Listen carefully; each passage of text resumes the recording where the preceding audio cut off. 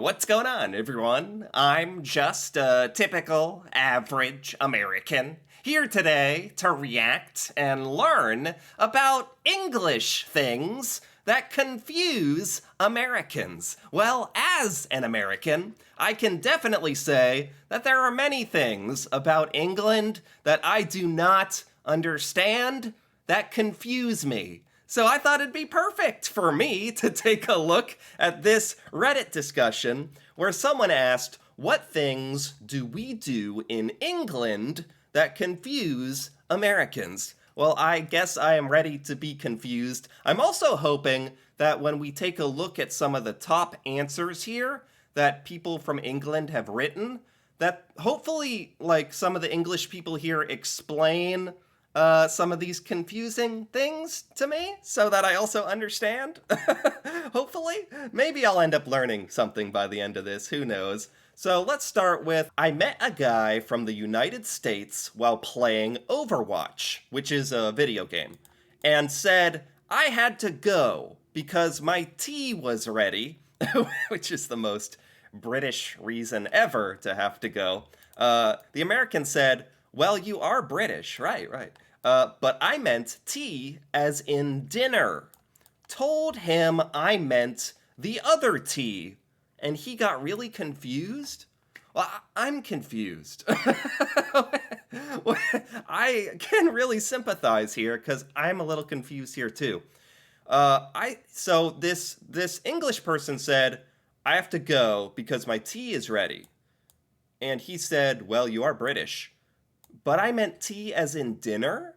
Tea as in dinner. So, is that a thing in England? Like, when you say it's time for tea, is that another word for dinner? I've never heard it used that way. Not that, tea time isn't even a thing here in the United States. So, there's no reason I would ever hear it used like this, but I've never heard it used like this ever, anywhere, in anything I've ever heard. I meant tea as in dinner? Told him I meant the other tea, and he got confused. Oh, yes. Oh, I mean, I'm confused just reading this. If you had, if as an English person you had told me, like, oh, I mean tea, I mean the other tea. I gotta go because of the other tea. I'd be like, the other tea? Like what? What? Other flavor of tea? Or so tea can mean dinner? Is that basically what we're saying here? Um, you need to explain why you call dinner tea right now. Is this common? Is this a common thing in England for people to refer to tea as either tea or it could be another word for dinner? Sometimes in America, people say supper to mean like dinner. There's some other words. I've never heard that one before. That's a good example because that had me confused, which is right in line with the topic of this video. Okay, what are some more English things that confuse Americans like me? Courtroom wigs. Courtroom wigs. What does that mean? I feel like I'm going to be saying that the entire time here. Courtroom wigs? Why are you wearing a wig in a courtroom? Is that what this means? I need to look this up. I am so racking, my brain is fried. I am so racking my brain here. Let me look this up. Okay, so Google says the relevance of judge wigs in the modern UK courts depends on perspective. Judge wigs? Is that what we're talking about? Judges wearing wigs? What does this even look like? Yeah, like, oh no. This is like, something, I don't even know where I've seen this before. Yeah, in like this is old-timey. That's what it is. This is like historical. When I think of like people hundreds of years ago, they had a hairstyle like this, right? This is even in some part of American history. Like, for a long time ago, people used to have a hairstyle like this with curly hair. What is this? Is this serious? This is British lawyers and judges. This isn't a joke or anything. I'm sorry for laughing, but this is not normal to me. Okay, this is perfect because I am so confused. So, seriously, in the UK, judges wear wigs like this? I mean, it seems like that's actually true. This is real, huh? I mean, courtroom wigs is really a thing. What? That okay? This must have like some kind of historical meaning or historical purpose or something that I don't know about. Um, because the wig, that kind of wig on a judge, is almost used in like a comedic sense here in the United States, or like in a historic, like something you'd see in like a documentary or something about events that happened hundreds of years ago. So in the modern day, there are courtroom wigs in England. Okay, okay, fair enough. I knew I would learn something here today. This is fantastic. Let's keep going. English things that confuse Americans. I am so confused, but in a good way. Like, this is actually really entertaining and educational for me. Um, and it was inevitable, literally going into a discussion about confusing English things. I was going to get confused. So it's actually working out perfectly. Next, we have your public schools are our private schools. Okay, what does this mean? Your public schools, like American public schools, are English private schools? What does anyone elaborate on this? Um, oh, that's a lot of text. What? So, are are schools in England, maybe they're called private schools? What we call public schools, English people may call private schools. I think that might be a thing. Is that what this is saying? I think that's what this is saying. It's the way this was worded was just like, huh? Your public schools are our private schools. I think what they're saying is what you call public schools is what we call private schools. I think that's what this is saying. Please feel free to correct me if I am wrong, which I often am. Shockingly. Oh boy. All right, let's keep going. English things that confuse Americans. Don't you guys have some kind of meetings or hearings where your representatives can heckle and jeer each other as they please? So this is an English person talking to Americans. Like, don't Americans have meetings or hearings where representatives can heckle each other? Not really. I think this person is referring to the House of Commons, which I've learned a little bit about on this channel before. The House of Commons is a really unique entity, truly. Everyone's like seated really close together, and the debates get so intense and loud, and they really do heckle each other and jeer each other, and it's a serious debate, and it gets intense. It's actually something I really like about like the UK government. I think the House of Commons is really unique and cool. No, we really don't have anything much like that. We have like the Senate and the House of Representatives is probably the closest thing, but it's nothing like the House of Commons where people are like getting at each other's throats. It's called Parliament. Um, it's nowhere near the level of like British government from what I've seen. Yeah, yeah. I think a lot of Americans would be better off like learning a little bit about the House of Commons and British Parliament, because it really is like a different kind of setting, a different vibe, where people really like get into very, very passionate debates, and it's kind of nice to see. That's kind of what you want your representatives doing, I think.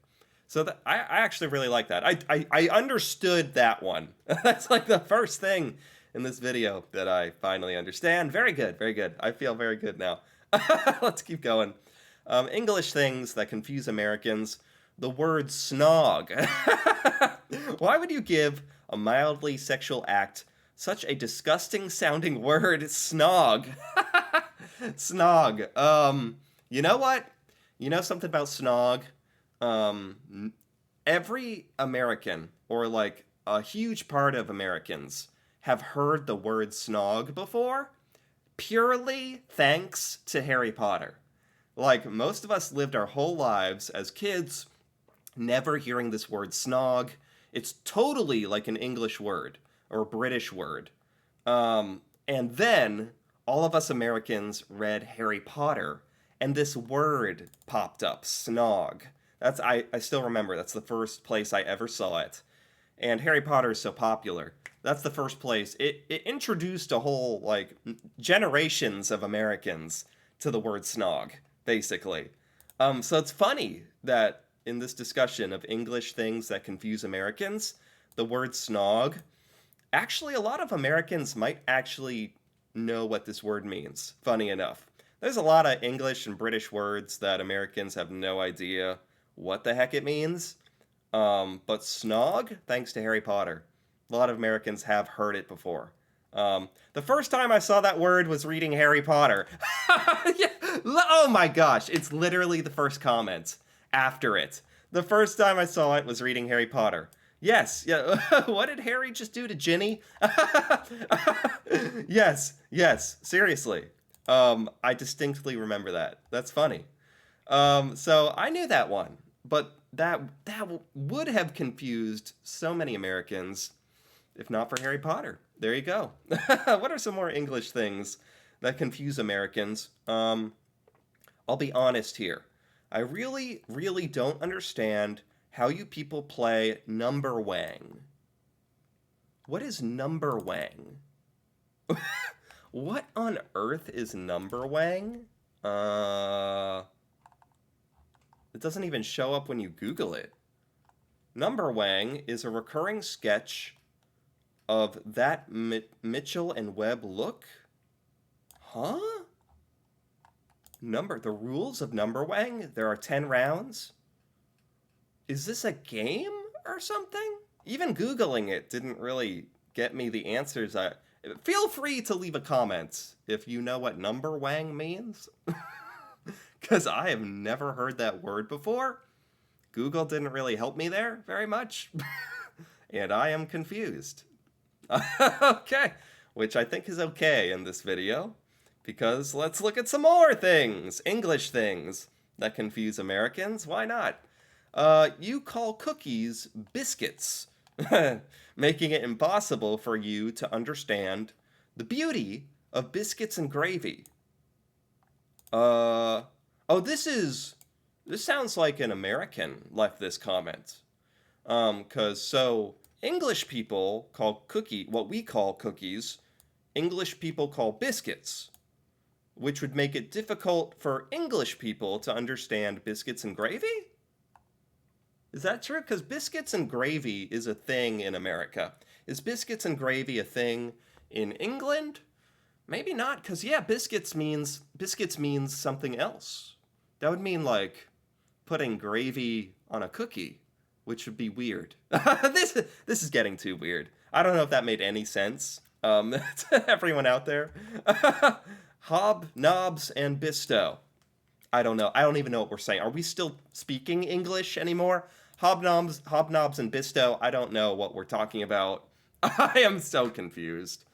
Okay, let's take a look at a couple more English things that confuse Americans before my brain completely falls out. England is one of the few places where salespeople argue with you instead of selling you things. Salespeople argue with you in England? They don't try to sell you things? What? Is this like a joke or something? I'm not sure. Yeah, we don't believe the customer is always right. That's funny. That is definitely the prevalent school of thought in America. The customer is always right. Public mentality in the workplace has changed. We don't take stuff from people, especially in retail or sales positions. Is that true? Is this true in England? Salespeople will argue with you?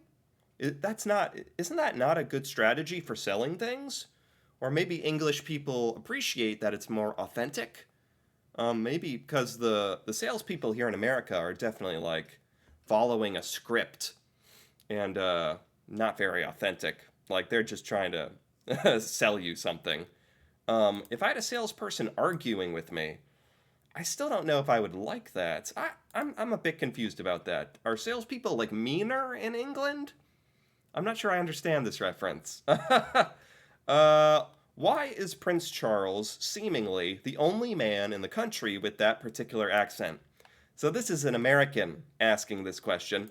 Why is Prince Charles the only person with his accent? Is that true? I'm very bad at like discerning different English or British accents from each other. They all sound very similar to me. I think Prince like or King Charles now. King Charles probably has a very like posh accent, like upper class accent, right?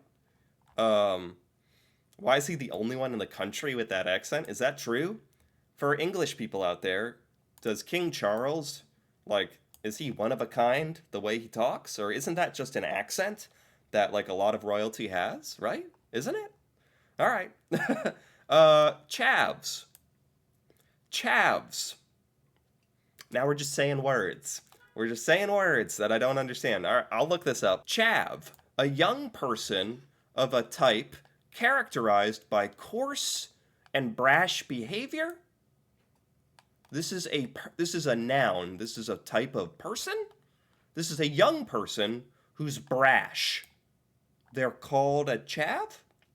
What is chav in slang? Here we go. A young person known for engaging in aggressively loud behavior. Really? So the chav is like very aggressive. You don't want to encounter the wild chav in England. They're especially loud in groups. They wear flashy jewelry and athletic, casual clothing, tracksuits, and baseball caps. This is get very specific. That's a chav. Okay. Yes, as an American, I can confirm. Without the miracle of Googling, I would have no idea what a chav is. But no, I do. I learn all sorts of things from these different topics. I learn all sorts of things from this. I didn't know I was going to learn about what a chav is today. Okay, chav. Okay, let's take a look at another here. I didn't expect to need to specify still when ordering water. What? Because everywhere offered still and sparkling water. They everywhere offered still and sparkling. Is this something in England? Everywhere, like at a restaurant, if you order water, you have to specify that you want like tap water? Is that what still water is? I don't call it still water, maybe tap water. So in English restaurants, they actually want to know if you want tap water or sparkling water. That's very fancy. Wow. In America, if you ask for water, it's always just like regular tap, boring water from the tap or something. Nothing special. Certainly not sparkling water. This isn't England, though. This is all of Europe. Maybe most of the world? Really? Really? You have to specify the water you want. I guess our options are just kind of limited here in the United States. Who knew? Wow. Yeah, that's a good one. That would really have confused me if I was like in an English restaurant. I was like, "Can I get some water, please?" And they're like, "What kind?" I'd be like, "What kind? I don't know. The kind from the earth? The regular stuff?" But sparkling. I know of sparkling water. I never think about sparkling water. Wow. Okay. Um, what are some other English things that confuse Americans? Drink tea instead of throwing it overboard. Is this like a Boston Tea Party joke? Baked beans with breakfast? Yes. Yes. I still don't understand how this happened, where this came from. This is like pretty popular in England, right? Beans with breakfast? Baked beans with breakfast. I'd love to know why beans are so popular in England and not really so here in America. Beans. Lack of air conditioning, even in major department stores? What? I sound so spoiled right now. What? No air conditioning? I might break out a sweat. But seriously, I thought just like in the modern day, most places have air conditioning because they want you to be comfortable and like, stick around in the store and go shopping and not be sweating and uncomfortable. Even in major department stores, no air conditioning? Is this a thing in England? Uh, what? It was much more oppressive in England because there's no air conditioning anywhere? Really? Why is that? What? Maybe the climate's different? Their air conditioning is just like kind of a given everywhere here in America. Maybe we're a little too spoiled here or privileged or something. Or maybe it's just more mild climate in England and you like it doesn't get like as extreme or I don't know. I'm trying to come up with a reason for that. Um, how you pronounce garage? I had no idea what the bloke was saying for a solid month. Garage. How do English people say garage? Like garage? Garage? Right? I'm sure I butchered that. Weird 3 episode seasons of TV. 3 episode seasons of TV? This is getting very. Is this a thing in England? A whole season, 3 episodes? Is this like talking about something specific? Like a show that was 3 episodes? What? Okay, you know what? This is. We could go all day here, and I really could, because this is really interesting, actually. I don't mind being a bit confused, but I think that's a good place to stop. My brain can only handle so much, like I was saying. This was really quite interesting. This was a lot of English things. These were great answers, by the way. Great comments. These were a lot of English things that I was genuinely confused by as an American. So there you go. There's plenty of stuff going on in England that we definitely do not know about or understand, but I feel like I got a cool little glimpse into English culture and English life here and learned some things that I otherwise would never have known about. So for that, I quite enjoyed this. Anyway, if you enjoyed this as well, feel free to give this video a like or leave a comment. Perhaps if I didn't understand something, if you could clarify, that'd be fantastic. Or if you think there's another English thing that confuses Americans, that'd be really funny to hear about as well. And if you're interested in more videos like this, me reacting to Britain and British culture and stuff about Britain I've never learned about or seen before, feel free to subscribe for more. And until then, thanks for watching and see you next time.